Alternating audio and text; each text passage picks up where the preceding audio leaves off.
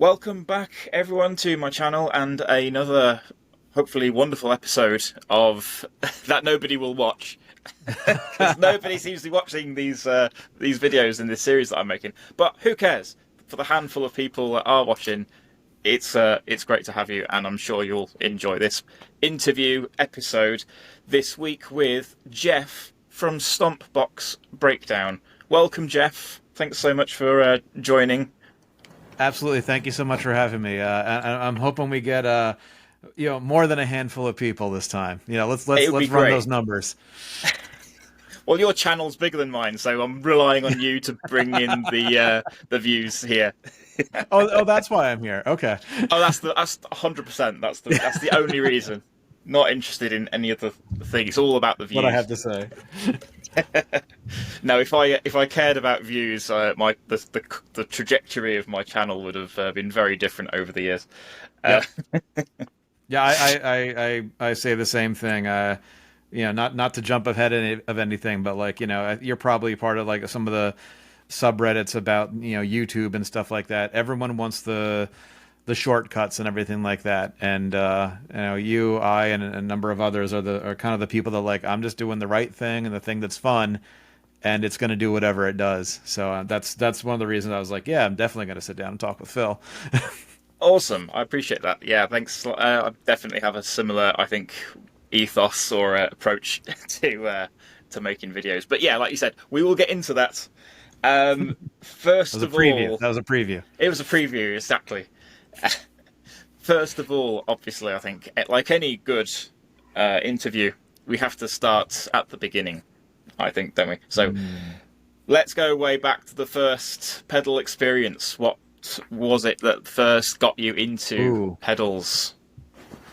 So, um, yeah, I'm trying to remember the specifics, but I was taking guitar lessons at a place called Music Makers in Wall, New Jersey, and I think I was like 2 or 3 years in. I was very much into Rush at the time. I still am, but I was trying to learn my hardest to learn a bunch of Rush songs, and I had no idea that pedals were even a thing. Like I'm sure I saw them in the store, but I thought they were for like piano or something. And there was, I'm old. This is pre-internet, so I was learning these songs, and I think we got the Spirit of the Radio, and it starts with like a very fast sequence of notes, and I said, okay, I want to learn this song this week, and my guitar teacher was like, okay, it's you do this, it starts on the E string, you're banging off the B and the E strings and doing this pattern, and I'm like, okay, cool, I got that, I'm doing that, but like, how do you get that kind of like swooshing noise there? He's like, oh, that's an effect. I'm like, okay, cool, how do I do the effect? And he's like, no, it's an effect, like a hold on, I'll be right back. And he went to the front of the store and he got a Boss BF2 flanger pedal. And he's like, yeah, let's plug into this, and that was just like, my eyes probably looked like dinner plates. I was just like, oh, there's a whole different thing that I can do here. So first experience was the Boss BF2. And I remember that like immediately went on my Christmas list, like, Mom, Dad, we need to talk. I need a flanger. And that really became like my obsession, So that was my first pedal, and I think after that it was a delay, and I'm pretty sure after that was a metal zone. And after you get the metal zone, everything's just off the rails. Well, I mean, you peak early, don't you, when you Yeah, get I that mean, pedal? and it's just been chasing the dragon ever since. I mean, trying to reclaim that moment of discovering the BF2 flanger in a dank room in the back of Music Makers. I don't think it's even still there anymore. But yeah, that was my experience right there. What was the delay pedal that you got? Was that a Boss as well? No, it was actually a DoD. Do I have it here? It's not. Nope, I don't. I thought I had it here for a minute. It's is the 1 second pedal that did sampling, but it wasn't the sampler pedal. FX67 maybe? No, that's the chorus. I forget what it is, but it was just a digital delay pedal. That was the whole thing. Is that your Yeah. delay is digital now? This is the way of the future. Everyone go digital. Before we were like, yeah, something's missing here. But yeah, it was one of the with the two lights on it. one of those. That was I'll it. find it. I will put a picture on the screen for it for Yeah, anybody thank wanting you. to know. I did a video about it. But the thing is, it's called the digital delay, and I just can't remember the number of it. I'm It's surprised that it's like the '80s. Everybody using the word turbo on everything, isn't it? right, You know, it's like that turbo, kind of super, period of mega. yeah. Digital had to be on everything. It's just yeah, and it's I just how the remember turntables. we got a digital answering machine in our house. I'm dating myself here. You know what I'm talking about, though. We got a digital answering machine. It was like, oh, no more tapes anymore. And it's like, this sounds terrible, but it's digital. And that was So it kind of must be digital for a good. while. Yeah, it must be amazing.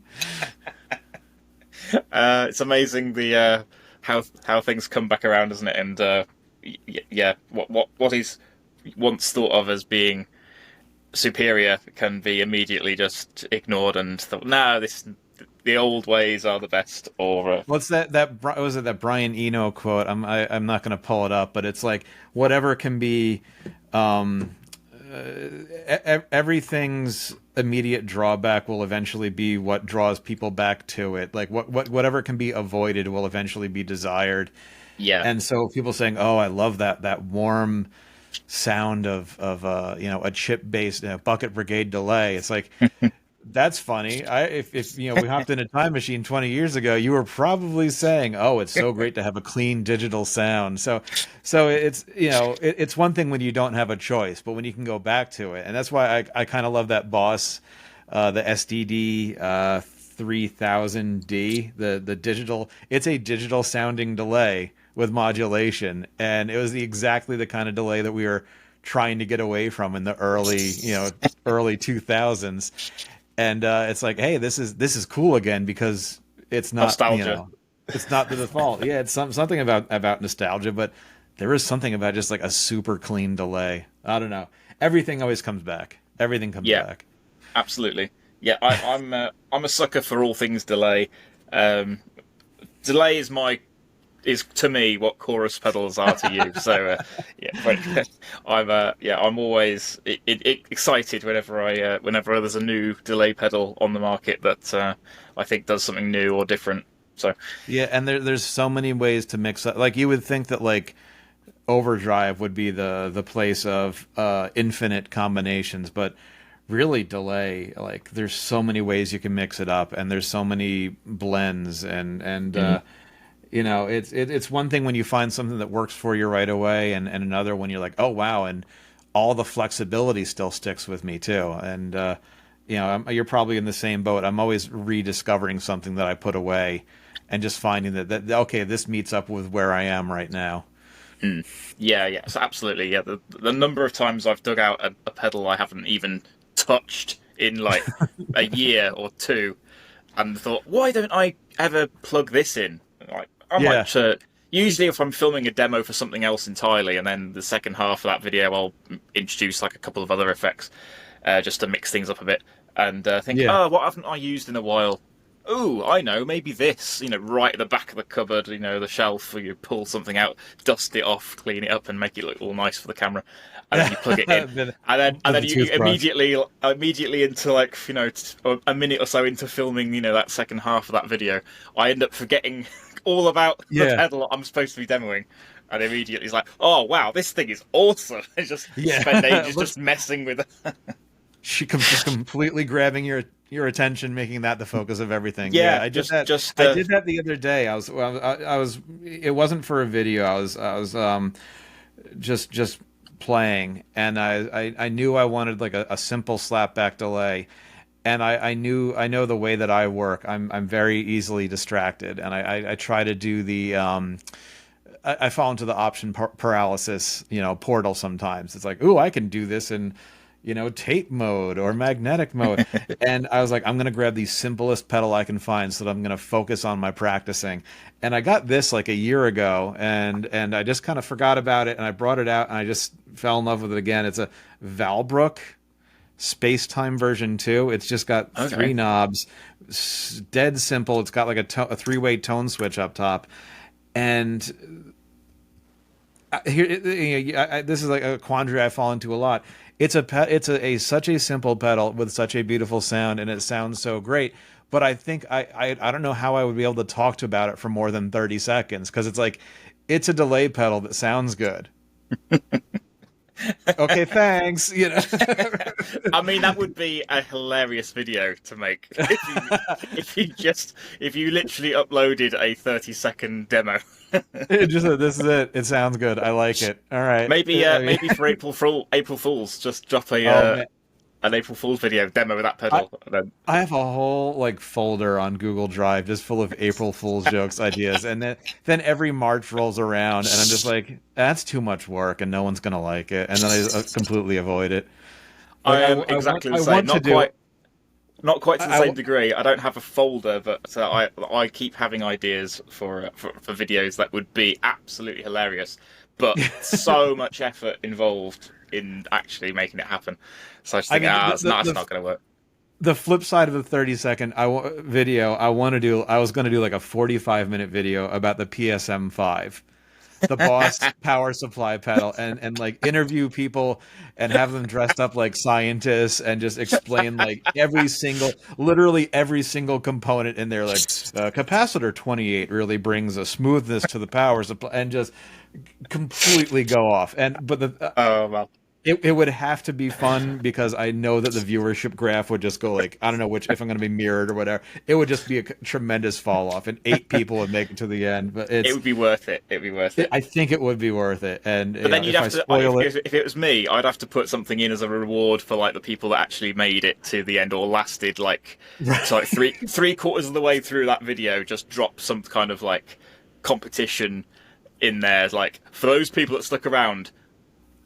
What's the answer to this question, or some kind of competition, and then literally just the handful of people that stuck around, you reward those people with like a prize or something, make it worth their while. Yeah, I'm not giving anything away, but I'm all about the joke that you have to be there for. Like, if in the last 2 seconds I show that I have like 5 clones. Like that would be just the funniest thing. Like, so yeah, I can actually plug in a bunch of pedals here. Here, I've got all my clones plugged in, and it sounds great. See you next time. Like that. That's that would be amazing. Or just like a kind of like a sweeping pan shot over like a whole bunch of pedals on a tabletop or desktop or something, and just be like, what pedal should I demo today? And go past like a whole bunch of clones, like replicas, but look real in the video, and then just like I think Josh might let you borrow some stuff. He might think that's funny. What's that? Sorry, Josh Scott would probably let me borrow some stuff for that. He might think that's funny. Oh yeah, I'm sure. Yeah, I'm sure he would. He'd be down to clown. He's like, okay, and that's my 45-minute about the PSM5. Bye. Like, an idea I had for a April Fool's video that I'm probably never going to make, so I'll say it now just for the hell of it. I thought it would be really hilarious to do a kind of YouTuber home reveal kind of a video. It's like, oh, I'm just going to take you on a quick tour around my place, but it was actually like the house is actually like a derelict, abandoned kind of squatters kind of a house, like literally just complete disrepair, smashed windows, open to wildlife, just moss growing up the wall, literally just walking around shooing animals out. Yeah, so this is the living room, that kind of thing, and they're like literally going upstairs and showing all the rooms upstairs, and then doing like a smash cut, like some kind of clever edit shot where you open up one of the doors into the room, and it's this room. It's just like, and this is my demo room, and I'm just like, I don't know if do you have the show Hoarders over there? I know the show that you mean. We don't have we have our own version of that show, or we did have. I haven't seen it in a while, but if it's still on or not. But yeah, there's in some of the houses, like where there was like somebody else living in the house, there would be like a room that was untouched by the rest of the hoard and the rest of the house. that if you could rent that as a set, that would be perfect. Well, that's the problem with that idea. It's like finding a location where you can actually get in and do that without like trespassing or anything. Hi, I noticed your house might look filthy on the inside. Can I borrow it for a YouTube video? Because I could do something really funny. Yeah, there's no way that wouldn't go bad. Like, No, not at all. Not at all. it could only work well. Um, Getting back on track slightly, we're going off on. I knew I'd go off on a tangent if I Absolutely. want to start talking about this. Uh, okay, so first pedals. What made you then, from that point, decide to get into filming demos about them? I mean, it was a long period of time. I mean, I think I got the flanger when I was like 15, 16 years old, and I'm And 5 years later, then 5 years later. Yes. No, I've always had something going on musically. Either like I was writing songs and recording them just for the fun of it, or I was playing in a cover band or an originals band. I've always had something going on, and ever since the flanger moment, we'll call it, I've always just been fascinated with pedals and electronics. Like, I just want to collect them all and see what they're all doing, because I think they really encapsulate the thought process of some designer, some developer that's trying to show you something. And that's kind of the way I look at them. I'm like, what does this person see as an interesting addition to the world? And I started, for a while, I just had what was on my pedal board and like a couple stragglers. And then I'd see something, so I'd, buy something, sell something, buy something, sell something, or horse trade or whatever. I think a lot of us did that for a while. It was a lot easier to do that before reverb was a thing, because you could buy stuff locally off of, I would use Craigslist a lot for pretty cheap. And then as long as you could take good pictures, you could sell it at a premium on eBay when you were kind of done with it. So it's like, yeah, I get to try all these pedals out, and I make a little money in the process just for being able to take good pictures and write good copy.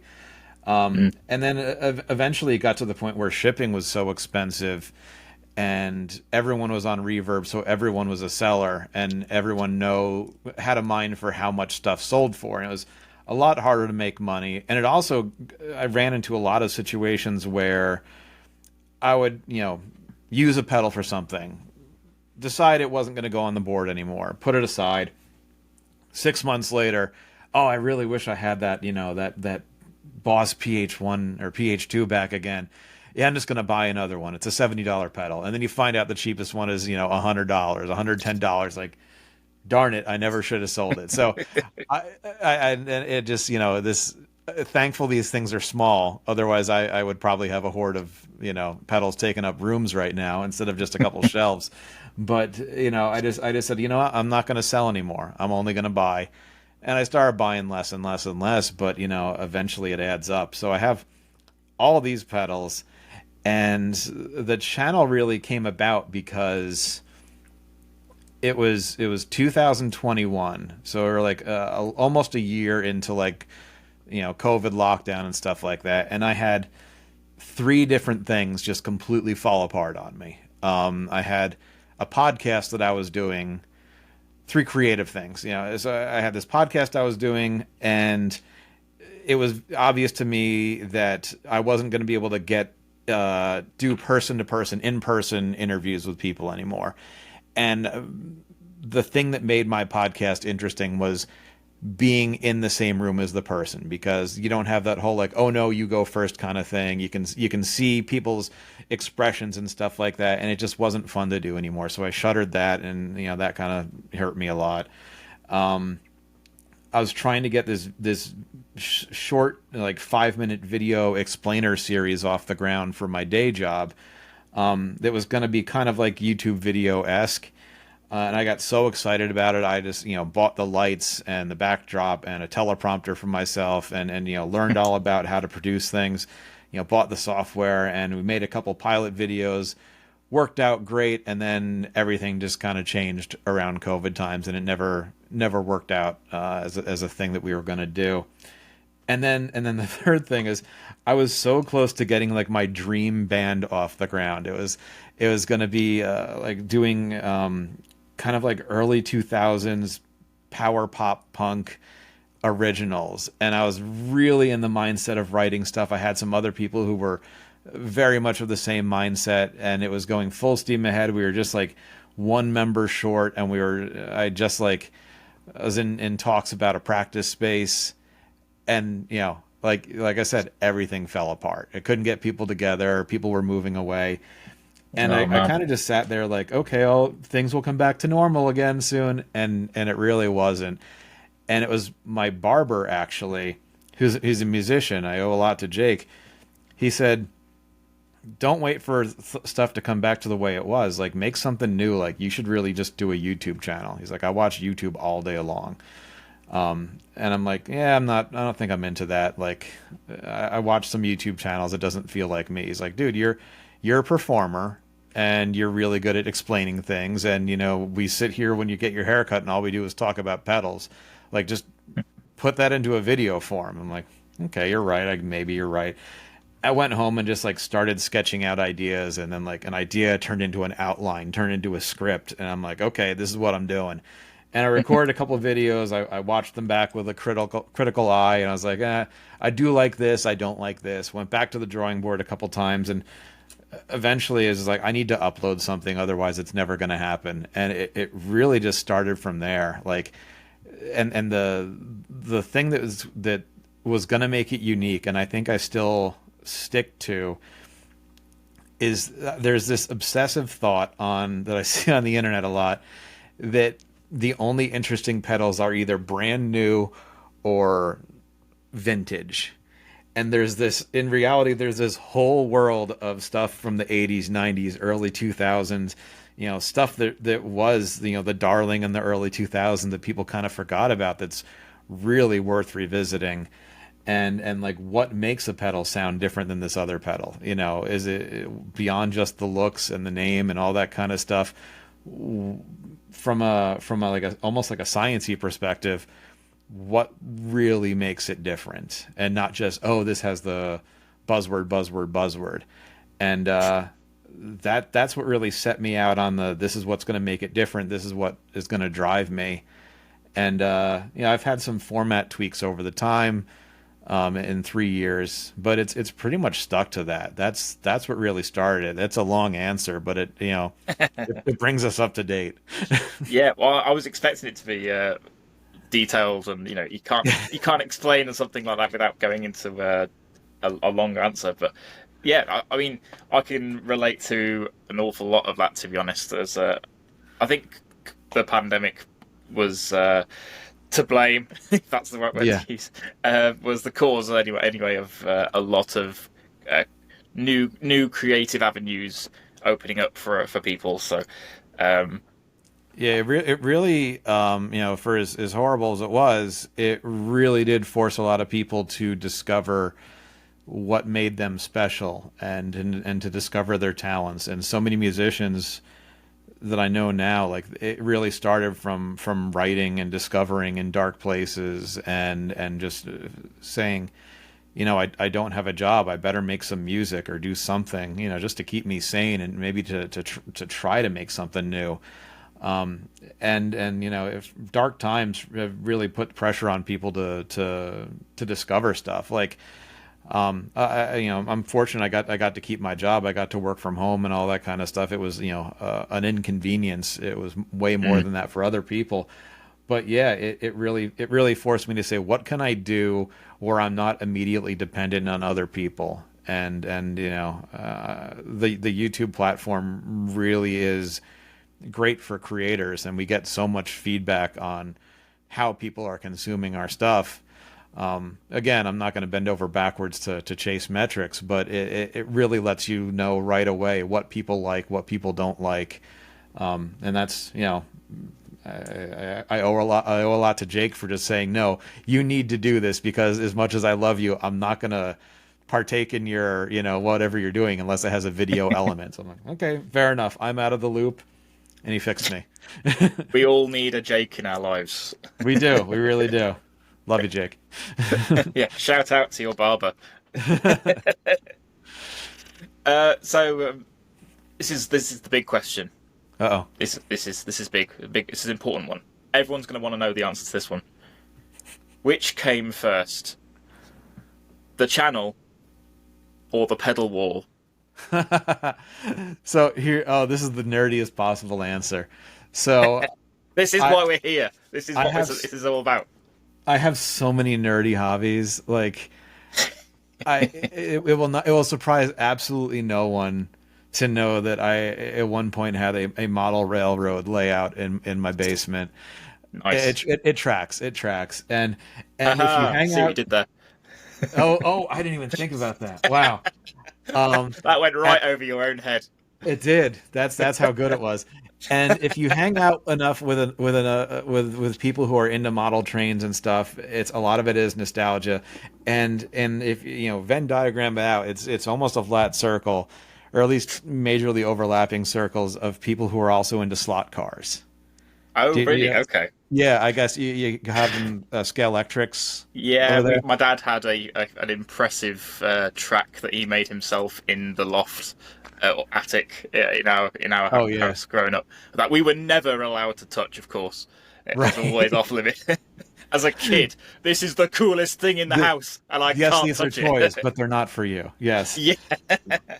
And so I have a collection of slot cars as well as model trains because I am a grown man here, and I thought it would be really cool to like make like a wall that I can just display them because pulling them out of the boxes and stuff can get annoying. And if when you have friends over and you set up your track and you have four controllers going at the same time, it's fun just to be like, oh, try this one, try this one, try this one.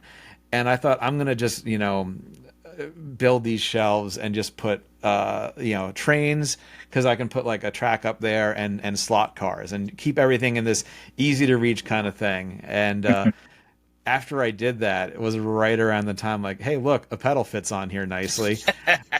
And I had to re-space them a little bit just so they fit. But I'm like, yeah, I guess I have a pedal wall.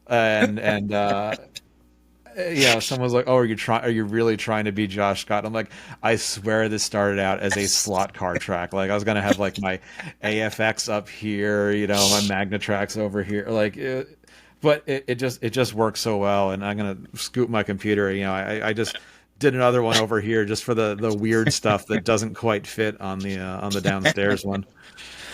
I was gonna say, it's like, is that the actual wall behind you, or is that just like another section that you've Oh got my like an God. overflow wall?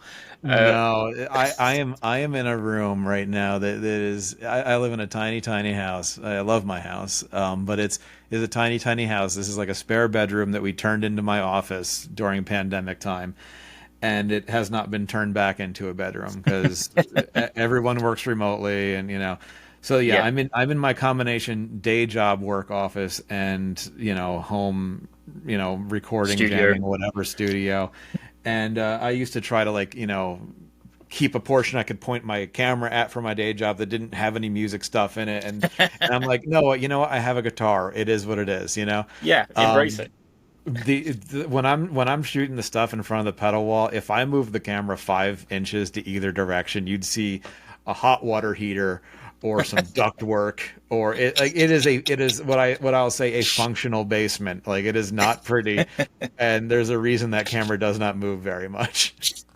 I mean, same here. To be fair, my room is an absolute tip right now. It is just every flat surface has pretty much only pedals on it at this point. I'm getting serious. I'm going to need to take a leaf out of your book soon. I think I'm going to end up having to I mean, have I'm a whole I'm bunch of shelving behind me. not in much better shape here. I mean, Yeah, I can reach 30 pedals without even looking up right now. yep, Look at same. this. This just showed up today. I'm really looking forward. Ooh, A brown protein oh, version 3. protein. Yeah, Nice. I'm really looking forward to trying this out. But yeah, pedals cover the surface, and I try to do the best by my wife and keep everything localized into here as much as possible. But Sure. I realize that I have a problem because I have a small hoard of it at the band practice space as well. It's starting to spread outwards. Yeah. Yeah, I've managed to contain mine to just this room so far, but yeah, we'll see. It might the way it's going, it might end up having to expand before long. Who knows? Um, okay, so another question I had lined up that I wanted to ask: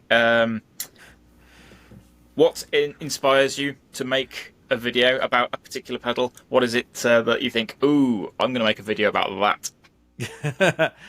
I mean, kind of going back to the thing about like how would I if I just like the sound of a pedal and I don't think there's really much to show, like I have to realize that I'm going to spend I don't know 10 to 16 hours just like right next to this thing, just trying to write about it, to record about it, to edit about it. And at some point, there's going to be a breaking point. I'm like, I'm so sick of talking about this pedal. And I at this point, I kind of know how I'm going to feel at the end when I start. And there are some pedals that I just love, but I don't know how much I would be able to talk about them. There are some where I'm like, okay, I'm going to be able to cover some of this, but not get into all this stuff. But basically, does it hold my interest? How compelling is it for me? In real life, I get most of my drive tone from my amp, and I'm learning to do a lot more with just my guitar itself. I still find effects to be interesting and helpful and enabling. But I mean, something like a two knob pedal like the Analog Man, the Analog Man chorus here. I can't spend a lot of time talking about knobs and stuff like that, but there's different ways of using it. Distortion before it, distortion after, different types of guitars, different. Am I doing like a Rush Alex Lifeson style chorus, or is it like a strummy chordy kind of thing? I just those are the things that I think about when I start out and I make an outline. I had an English professor in college who was like, you should do an outline for everything. Never write anything without doing an outline first. And I've, for the most part, stuck with that. And it's really helped me kind of scope my own attention and say, is there enough here to cover? Do I have 3 or 4 main aspects or dimensions that are compelling and interesting? Or am I just saying this is cool in slightly different flavors? And if I find that I just can't help myself and this outline starts turning into a script, or if I'm just like, wow, there's more about this than I actually want to talk about, then I'm like, okay, there's going to be something here. But sometimes it's just, what, I'm going to make that I'm going to mention it in another video, or I'll make it a 3-parter. I might make a short about it. A lot of times I'll do a dry run too. So it's about what I find interesting and kind of entrusting that the audience will find it interesting in the same way. Right. Yeah, I think that's a smart way to approach things. I like that advice as well about making an outline. I should probably definitely do the same thing. I think I didn't I have love that doing advice. outlines, and an outline is also just like a great way of it stops you from trying to pick the right words for something. And I do it for everything. Like, even if there's a very important email that we have to send to like a client or something like that, and I have to work with other people, and they have to approve of it, but they wanted to have my voice, I can work on an outline with them without getting mired down in the, are we going to say looking forward, or looking hopeful, some other turn of phrase kind of thing that doesn't really matter. We can work on an outline together, and I'll say, okay, don't worry about the words, I'll fill in the blanks. So it's a good intermediary as well if you have to work with other people, and design by committee is getting in the way. That's fair. You touched on something I was going to ask about as well, about how long it takes to actually make a video. Because obviously you put a hell of a lot of work into the demos that you make. They're not just like what I do, just the top down, these are what all the controls do. You literally go right under the microscope and deep dive into the pedals, which is amazing. And I wish I had the kind of knowledge or understanding about circuitry and stuff that you do to be able to do something similar, because it's amazing. Your channel, I think, is tapping into a whole niche area about the real nerdy elements of pedals that not everybody, in fact virtually nobody, ever really dabbles in. So yeah, time wise, what kind of how much research and studying goes into making a demo typically. I mean, I won't start anything without having some experience with it. So, and that's, I play in a hard rock cover band, and a lot of times I'll just bring a pedal to practice, and I'm just like, I just want to, put this through its paces with a band and get used to it, and instead of just sitting at a desk. And I'll make notes about like, oh, that's, the tone acts way different than I thought it would, or like this acts very different with single coils than it does with humbuckers, and just make notes about it and stuff like that. And then I'll kind of just start sketching up how I think things might come together. And at that point, I might be like, I'm discounting the time I spent at practice with it, but like, I want to have at least a couple hours of experience with the thing before I sit down and start writing. From front to back right now, I'm trying to aim for videos around 8 to 10 minutes. They're probably take about 12 hours, and I at one point last year I clocked it because people were starting to ask about like, oh, can you do a video for me? How much would it cost? And I was trying to break it down by hour. That was kind of a fool's errand, but yeah, it depends. I've taken stuff out. I've simplified things. I've gotten better at getting better at playing has made my videos take a whole lot less time. Because a lot of times we're talking about like, okay, here comes take 30, but yeah, some of them get into the double digit hours. If we really want to get into this, the thing that really helped me is when I first started recording videos, I had this thought that I would just kind of lock myself in the basement where the pedal wall is, and my videos would be a direct conversation between me and the viewer, and I'd be, hey everybody, I'm Jeff and I'm holding a guitar, and let's talk about this pedal, and here's a clip, and I'd be playing everything live, and I would break apart the fact that I'm actually doing multiple edits with like, artistic shots of the pedal and flash away clip art and stuff like that. And right. That got so exhausting, and I kept filling up memory cards and just getting exhausted. And the first couple ones I did like that, it was funny because like I'm recording stuff for 4 or 5 hours at a time. And if you just skim through the video, none of these are online anymore because I'm just ashamed of them, but like if you skip through them, I start out like this, and then by the end I'm like, I hope you enjoyed me talking about this pedal. I just look like death, and I'm like, that's really no way to do this. So at one point, what happened was one of the early videos I recorded, my guitar kept going out of tune because I'm recording downstairs in a basement in the state of New York, and trying to keep a guitar in tune when it's cold and you keep warming it up with your body, it just doesn't work. And I'm like, okay, there has to be a better way. I'm going to start recording the clips of me playing it in this room right here. So I realize people realize I'm not doing this all in one take. I might as well just run with that and embrace it and not try to fake it anymore. So that's why I started cutting to, okay, let's find out what the drive knob does. And here's a clip of me playing it up here. And that really let me break up my filming into, here's me doing a live demo of some, a minute and a half song that I put together just to showcase the parts of it or the dimensions of it.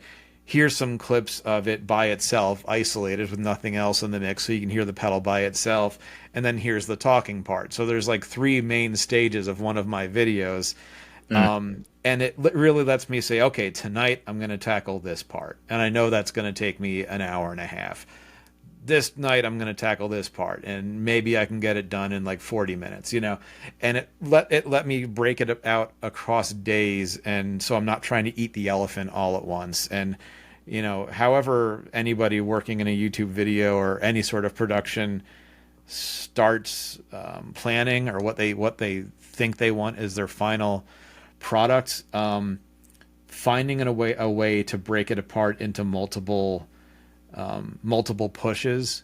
And if anyone works in project management, they're going to be like, you idiot, you're just talking about project management here. I was just thinking about it in terms of sprints instead of just like, okay, I'm going to film a video today. Because you want to say, okay, I'm done with the part that I said I was going to do, And future Jeff is going to be very happy about that. Instead of saying, okay, I made it from 65% to 72% done today. It's like I finished this part of it. So that's a very long response to your question, but yeah, there have been videos where I just jumped into it and everything worked, and it maybe took like 6 or 7 hours, and then there's been other ones where it required so much research and shooting B-roll video and re-recording stuff that we are talking 15, 16 hours. Yeah, it's crazy how quickly it can add up, and as I said before, I don't put anywhere near as much planning into my videos as you do, I'm sure.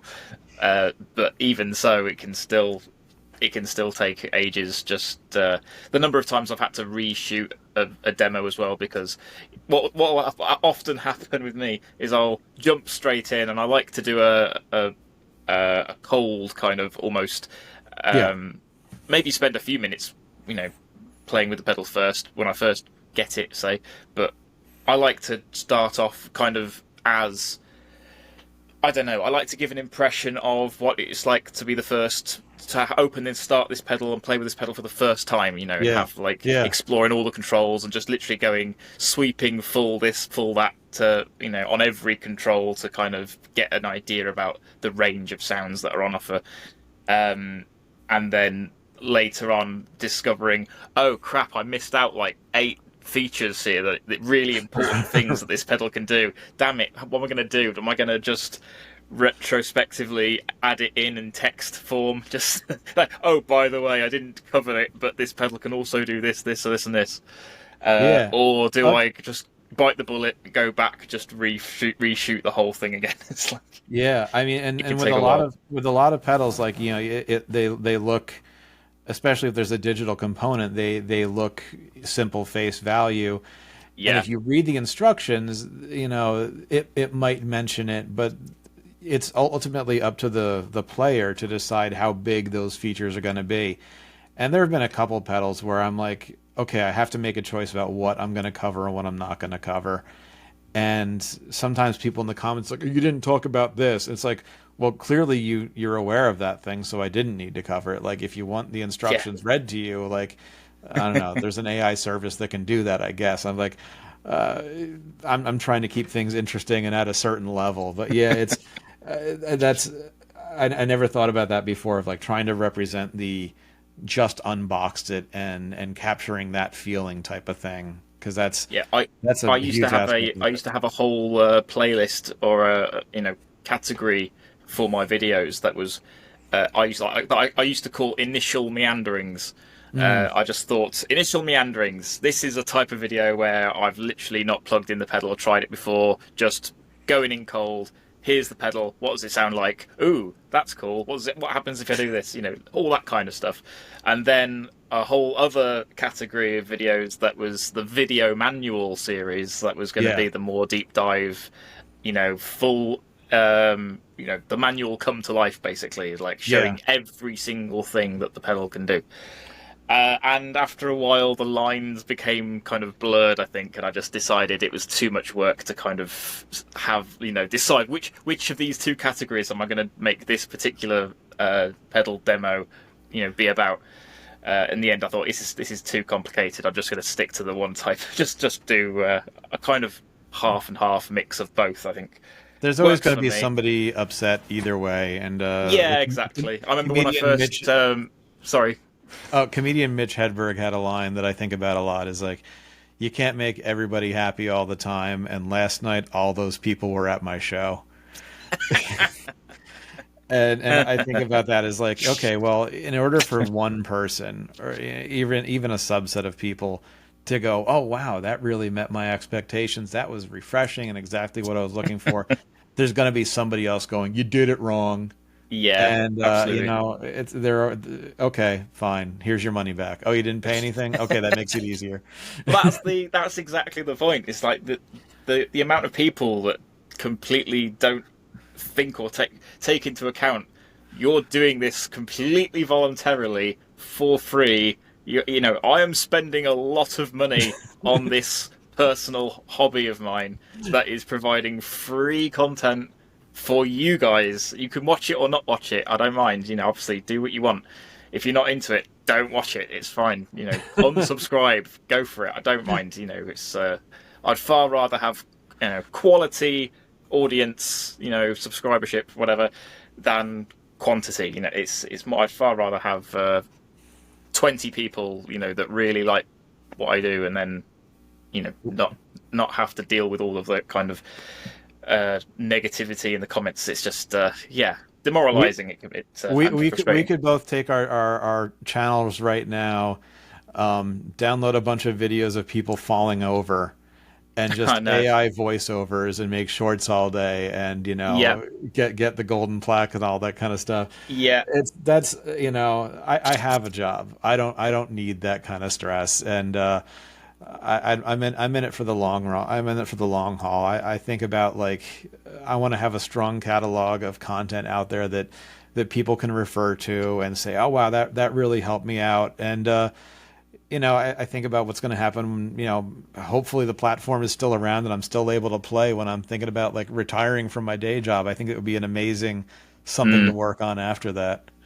Yeah, I mean, whatever happens to YouTube in the future, I think there's always going to be some form of video sharing service somewhere that you can definitely do that, I'm sure.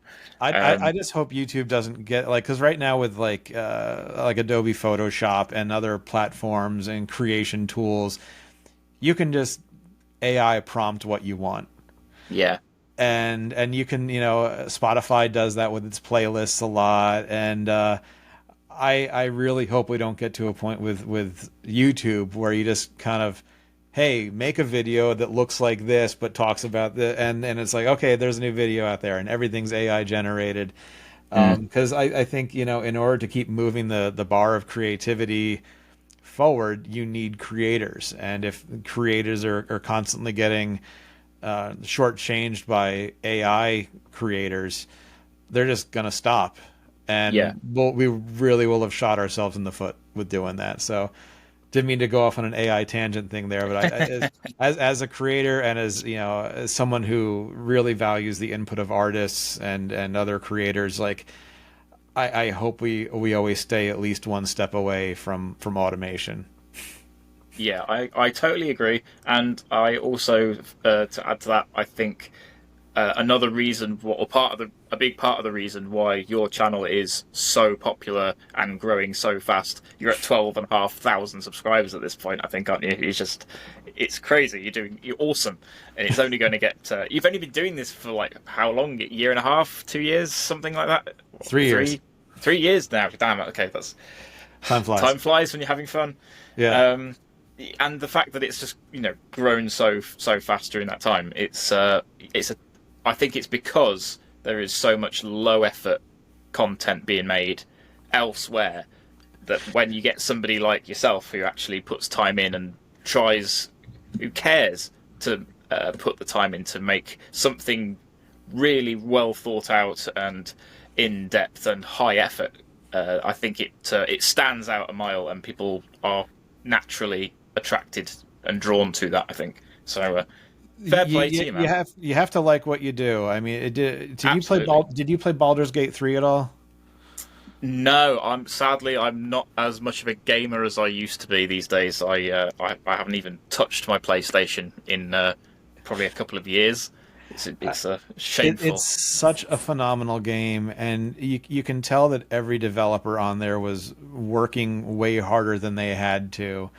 And I've kind of been going down a rabbit hole of watching interviews with, like, the composer of the soundtrack for a large portion of the game, and I feel bad that I don't remember his name, but something about, like, in order for us to enjoy, in order for others to enjoy what we do, we need to enjoy the creation process. And I wouldn't be able to fake it if someone, if I was chasing a different type of channel where I was just taking whatever showed up on my mailbox, that somebody sent me and saying, this is the most amazing pedal in the world. Forget about the other pedal that I showed you last week that looks just like it.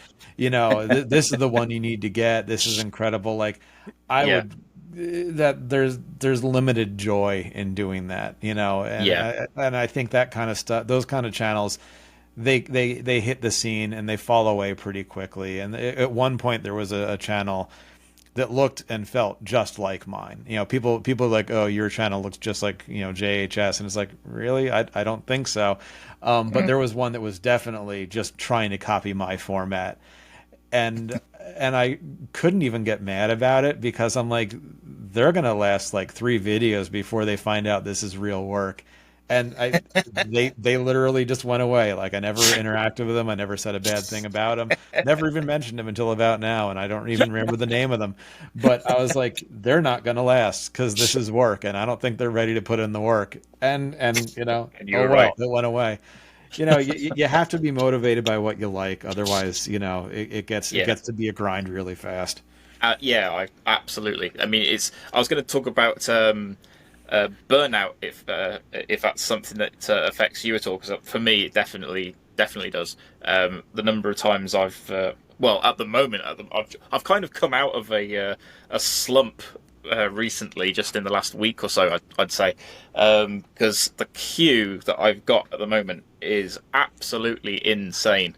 It's I'm trying to prioritize stuff that's been sent to me Uh-huh. specifically to demo because Right. obviously, you know, I feel a responsibility there, obviously, Yep. to get those out first.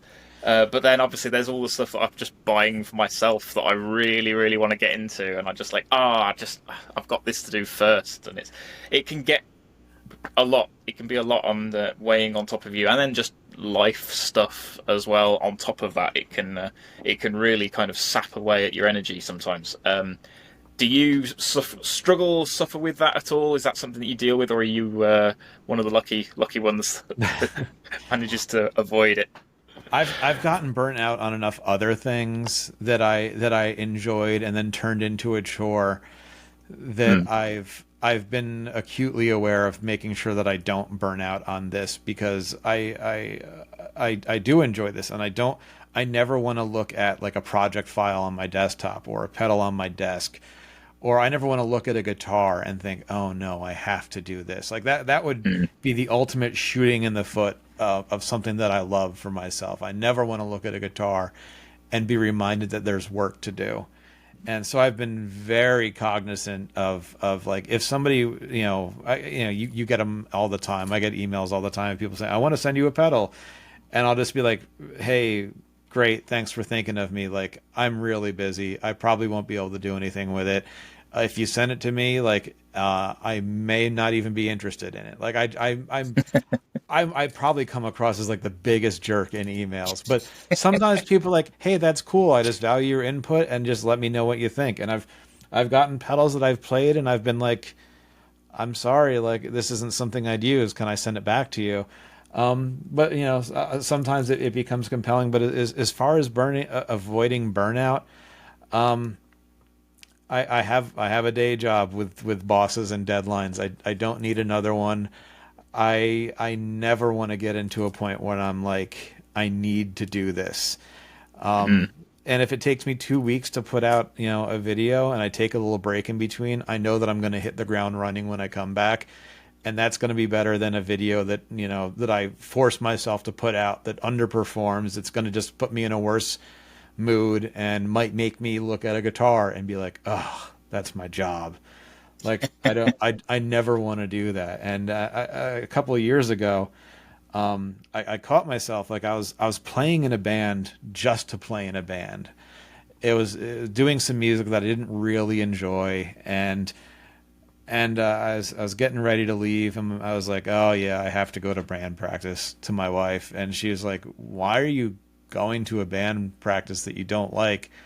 That you're not making any money for. Like, what is the upside to this? And I was like, Yeah.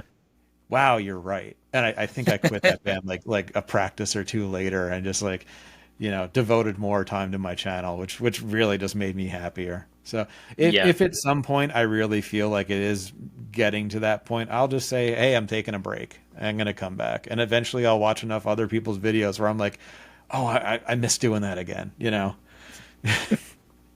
Well, between your your wife and your barber. Sounds like you've got some great advice givers in your life. I really do. I really rely on other people's being frank and not sugarcoating it sometimes Yeah. to help write things for me. Okay, so on the positive notes, then we're going to be talking super positive now. What is a video that you've made that is something that you've particularly enjoyed, like a favorite video that you look back on fondly and think, "Oh, that was really good. I really enjoyed doing that Man. one. I'm really happy with how that one turned out." Um, man, I'm looking around my room to see if anything really jogs my attention or jogs my memory here. Uh, Or are you more of a once it's filmed, once it's in the can, it's on to the next thing? yeah, I mean, there have been videos that have like done very well that I didn't think should have done very well, and vice versa. Like Oh man, whenever I'm same. done, like it's a I don't know if you can make an inside joke with yourself, but like every time like I every video before I upload it, I make sure that like I turn off the TV, pause all distractors, and I watch the video like this. You know what do the kids call it now? Not raw dogging it. What do they call it? Oh God, I don't know. what do they call it when like when you're on a flight and you just stare at the seat back in front of you and whatever they call it, someone's gonna make fun of me for not knowing it. But like I just do that. I watch my video and make sure that like I didn't do a dumb thing where a title goes away before the screen goes away, or there's a flub Oh in the yeah. audio and just. Oh man, I wish I knew the term. Anyway, but I do that to make sure, and at the end of every one of those, I'm like, that's a good video, and like that kind of passes the test. As for one that like I really enjoyed there's an Electro Harmonix Small Stone video I did, Small Stone version 4, one knob, one switch, and with the red box on the front of it. It's probably up on your screen right now if you're watching. Yeah. I just gave you some work. How do you like that? No, I was already mentally editing you as you were Good. talking. I'm like, oh yeah, I'm going to add a picture in there. I really enjoyed that one because that was a video. I thought it had a good backstory to it where somebody on Facebook Marketplace was selling a pedal for $10 because it was broken. And the way he described him, like, that's a loose wire.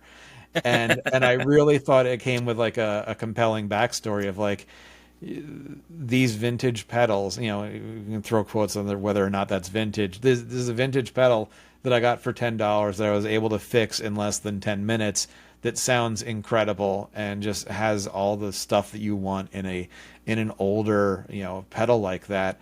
It did good, all right numbers, but I try not to look too closely at anything like that, but I really enjoyed putting that one together just because that's a pedal that might have wound up in the trash.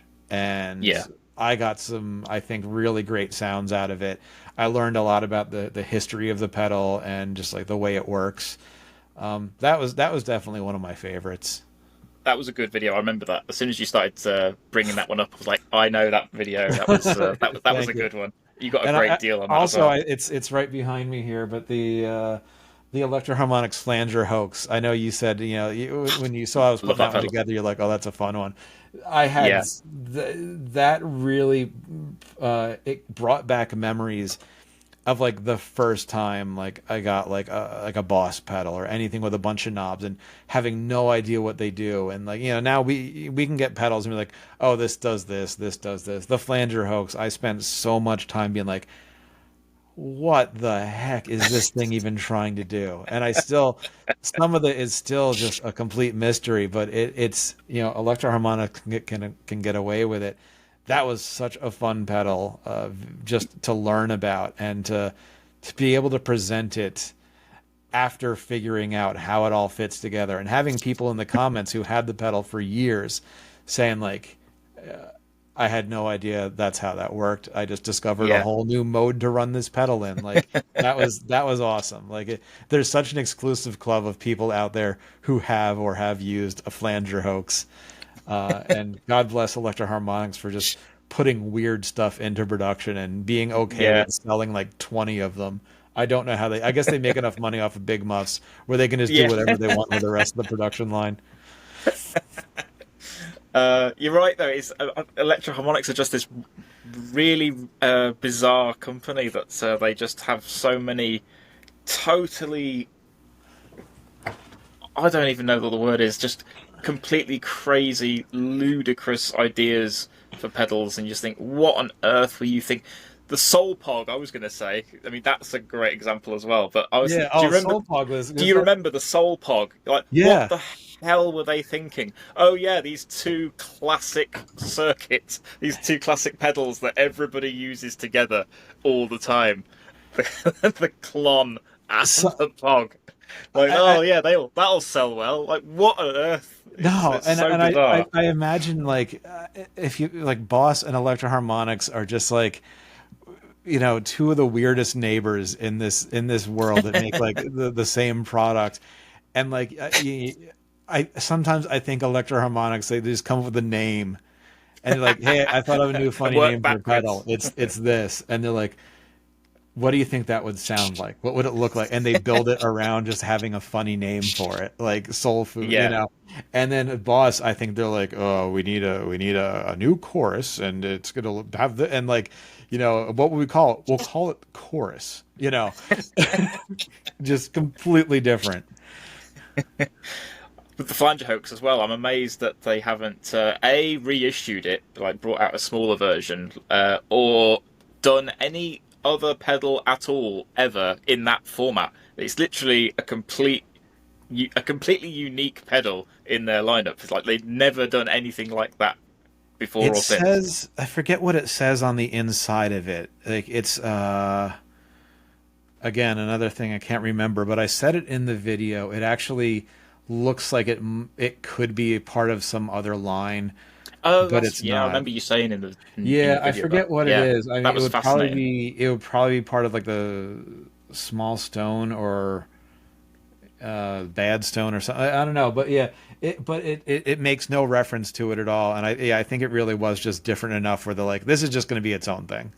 Yeah, And I I think do. if they I do tried, wish. Sorry.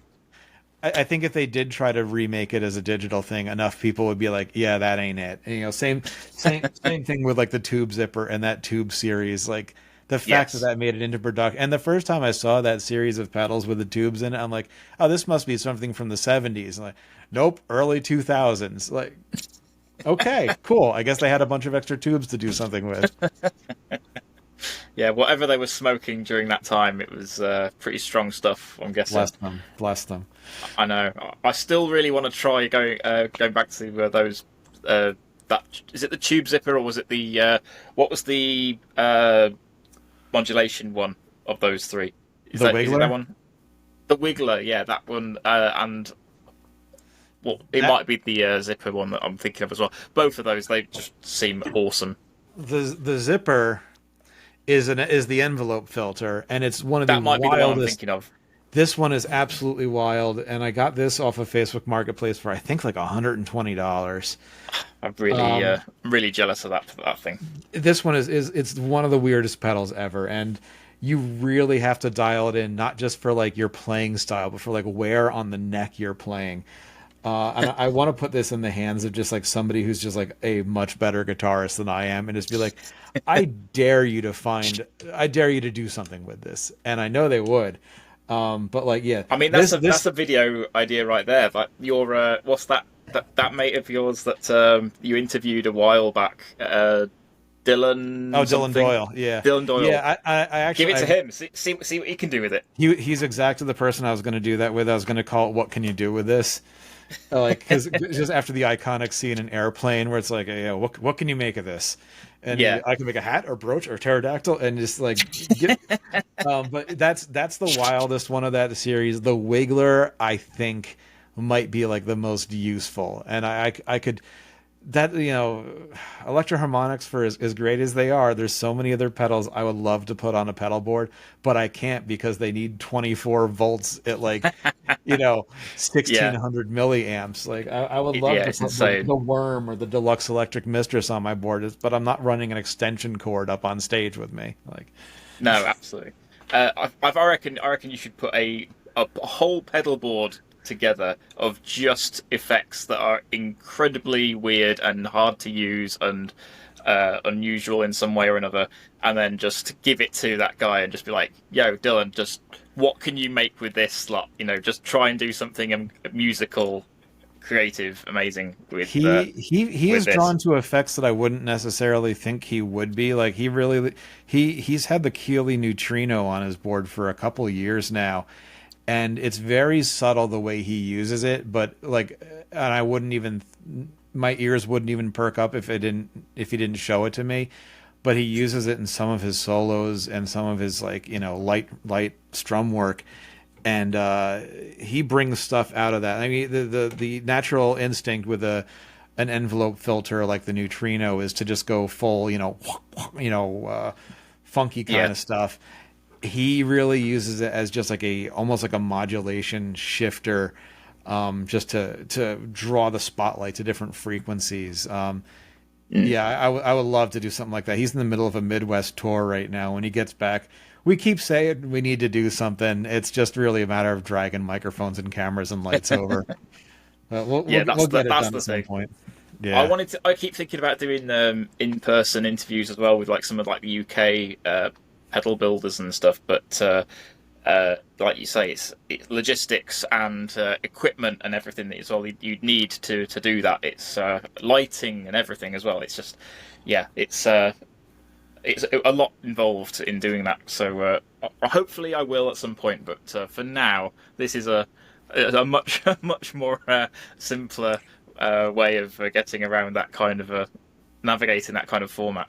Yeah, and I hope you keep at it because it's a different format than your other videos, but I think people are starting to use YouTube more as like their daytime entertainment, not even paying attention kind of source. Like there are some old radio shows that I used to listen to in the New York, Philly area that I've found like day-long recordings, like hours and hours. Like I get so happy when I find like here's an 8-hour supercut of this old radio show, and I say old meaning early 2000s.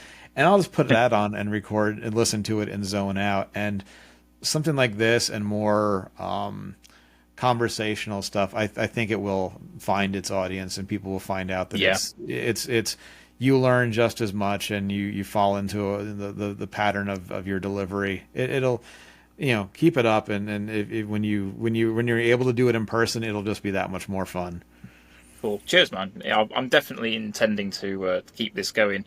As long as I can, because there's so many people out there that I really want to talk to, chat to, and pick the brains. And I've got a list of people I want to do interviews with at some point if I can. But we'll see how far down the list I manage to get.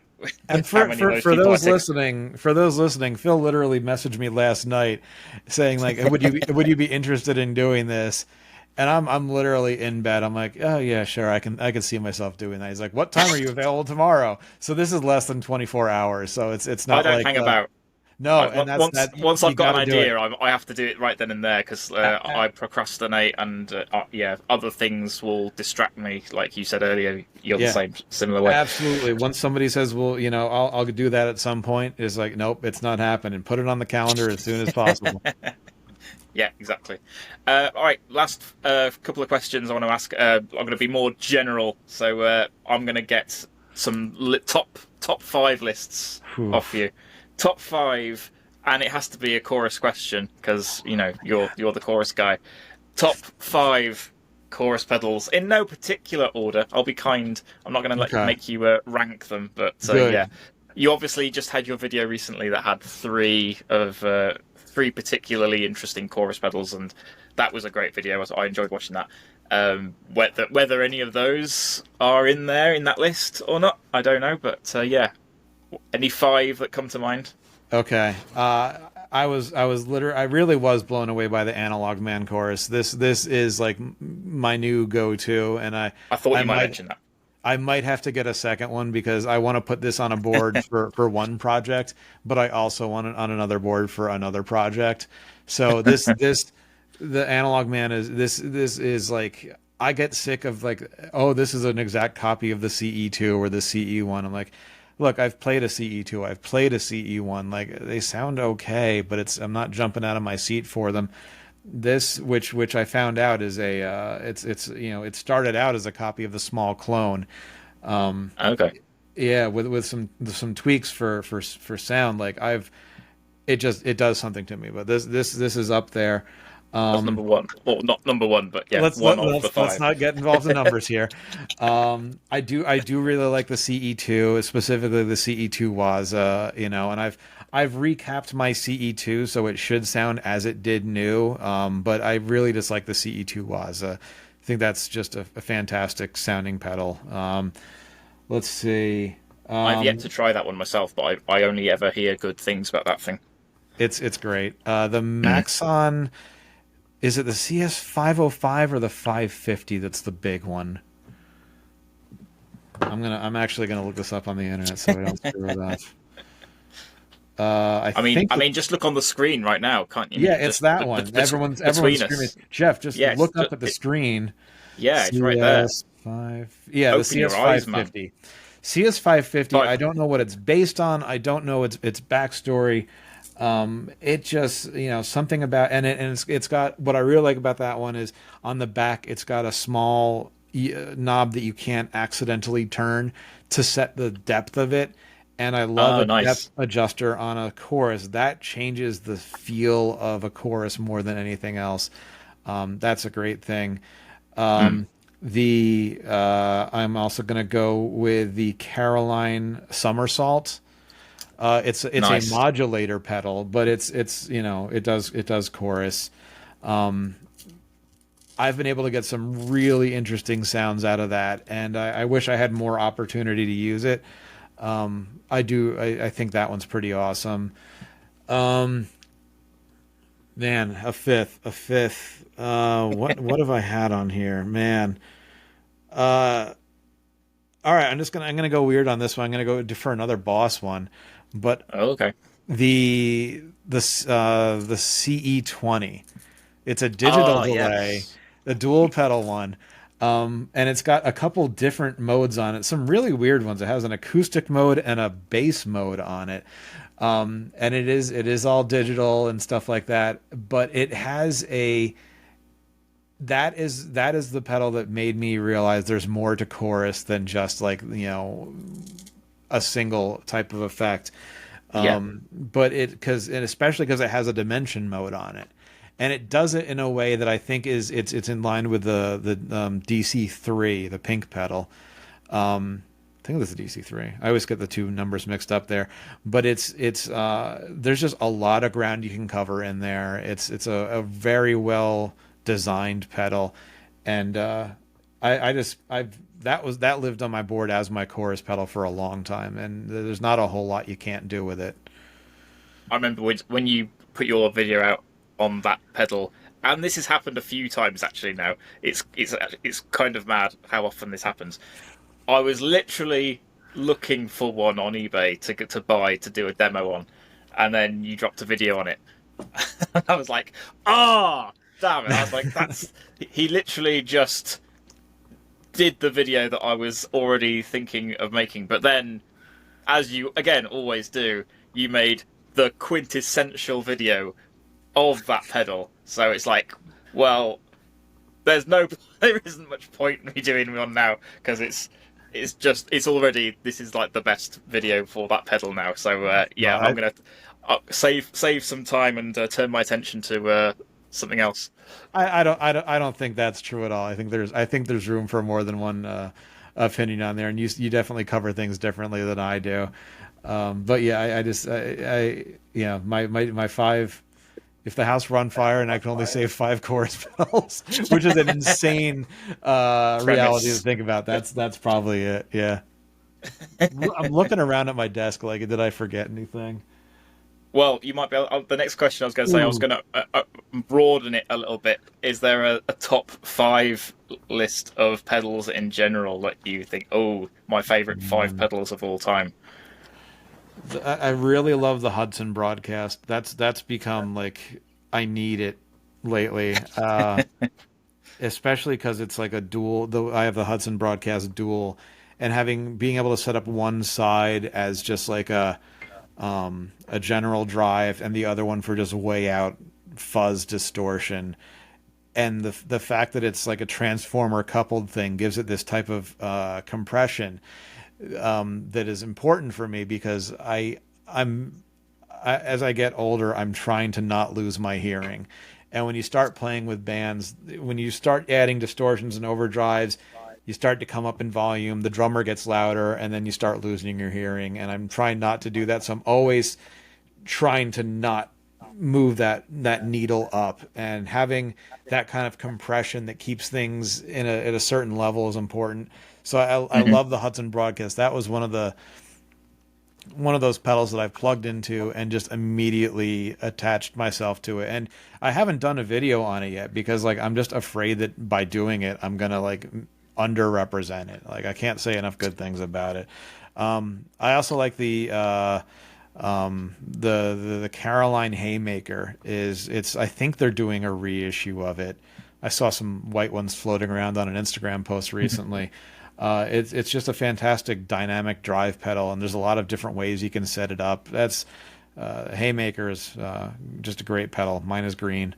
Let's see. I should mix it up and not just talk about drive pedals. I mean, I'm going to throw the Analog Man chorus in there. That's something that I didn't think I would appreciate as much as I did. I thought it was a lot of hype, and then as soon as I plugged into it, like, wow, that's something really special. For a delay, like, I think I could probably get rid of all my delays and just ride a DD20 for the rest of my life.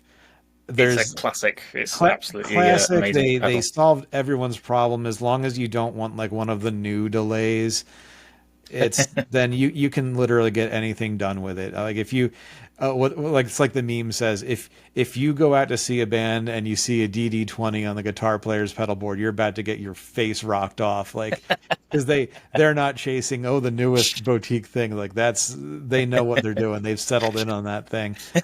And it's a workhorse delay pedal for sure. Yeah. And there's so many ways you can set it up. And what this is probably taking longer to answer this than you want to, but what I really, really, really appreciate not in the final edit. Okay. Don't worry. This is going to be a 20-minute long interview. It better not be. I'm putting work and time in on this. What I love about the I'm sure I don't have a 200 or a 500 series pedal. I love that you can set up because when you're going through the presets on a 20 series Boss pedal, you can set it up so that it goes like, you have 4 presets. It has like, I'm going to give you the finger for a second here. It'll go like preset 1, preset 2, preset 3, preset 4. Or you can have it to go 1, 2, 3, 4. So you can tell more easily at a glance what preset you're on. You can also make it in sequence go from like manual mode to 1, manual mode to 2, and go through that way, or just go manual 1, 2, 3, 4. And you wouldn't know to do that unless you actually sat down and or stood up and played that thing in a gig. And the fact that it's built in there it means a lot. I love those pedals. What am I? Is that 2 or 3? I think that's 3. That's the third one, I believe, if I'm counting right. Hudson Broadcast, Analog Man Chorus, Haymaker DD20. Okay, fourth, that was 4. Fourth. That was 4. So I got to make a really good one for the 5th. Oof. Reverb? Or you're not really a reverb guy, are you? I'm really not a reverb guy. Like, no. If I'm playing reverb, I get that impression. Like, anytime you do a demo on a video on a reverb pedal, it's always like, "Wow, this is actually really good." It's like, what's your beef? You sound so surprised. It's because this is actually nice. It's because when I'm playing, I'm always thinking about how will this work in a live environment, and when I add reverb, it's mostly just to make it sound like, I know exactly what my 5th pedal is going to be. Good. My brain works that way. There's a 5% that's just off in the background here. I'm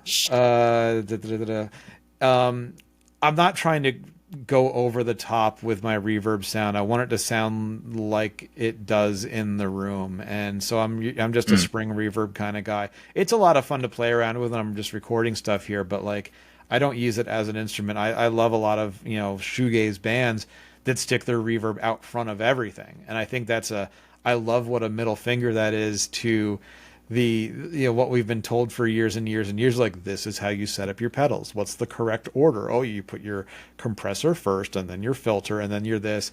And shoegaze just, and it just says, yeah, screw it all. I'm putting my reverb and then my delay and then the nastiest distortion and then some, just literally just flipping the order around. So I love that.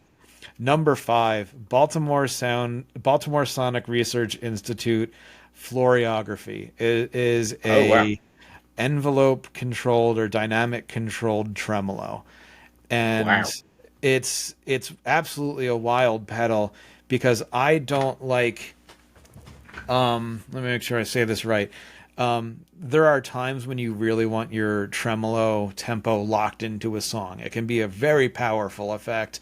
Like, what's the Green Day song? I Walk Alone.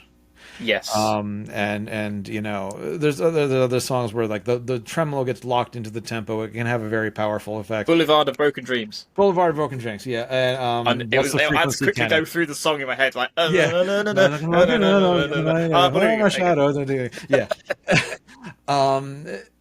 But when the tempo is when the oscillation of a pedal is too close to the tempo of the song, but not exactly the tempo of the song, then it feels like something's off, and then the drummer might be like, "What am I? Okay."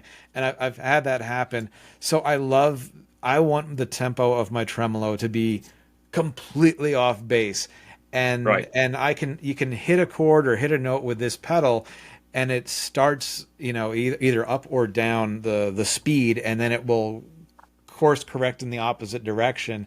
Okay. And it gives such a cool effect because as the note's decaying, it's changing trajectory, so it never settles on a tempo. And if it does get near it, you just hit it again, and it is just a great sounding. You can turn all that stuff off too, and just use it as a tremolo. It's just one of the nicest voiced tremolos around, and I first learned about that. I went to Relic Music in Red Bank, New Jersey for a pedal person get together thing. I got to meet Emily and Russ there, and Philippe from Caroline. Oh yeah, I remember you posting about that. Oh yeah, I think there's some video of that coming out soon, I hope. But I was just trying out the BSRI pedals, knew nothing about them, and as soon as he said, "Here, try this," and I plugged into them, like, "Oh my god, this is incredible!" And like, I literally did a 180 and walked to the counter of Relic Music and bought one. I'm like, "Hey, look, I just bought one." He's like, "Oh, okay, cool." And it's that's one it's always been in my room within and not right now, but it's I'm looking at it right now. It's across the room. Like, I can't put that away. I just love playing with it. And have you done a video on that one? I haven't. I think I showed it in one video, but that's one of those pedals where like I'm afraid to do a video on it because I'm afraid of underrepresenting it.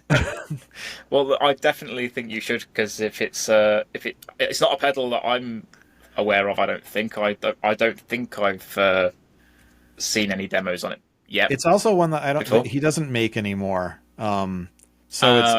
It wouldn't really benefit him much, but like I also do a lot of videos for pedals that aren't around anymore. But yeah, I probably will. You and I both cover video demos on pedals that are no longer readily available, and I know what you mean. There is part of you that thinks, who is this for? Like, what's the advantage to people watching this? It's like, oh wow, that sounds great, I'm gonna get one of my there's 3 for sale. Okay. Yeah. It's like, is this video literally just gonna be like a humble brag? Like, look what I've got, look what I have. I mean, I get what you mean. We could single-handedly drive up the price of the FX12 Tuna. The worst pedal tuner in the world, possibly the worst pedal in the world. But yeah, I think you just found your that's your April Fool's demo right there.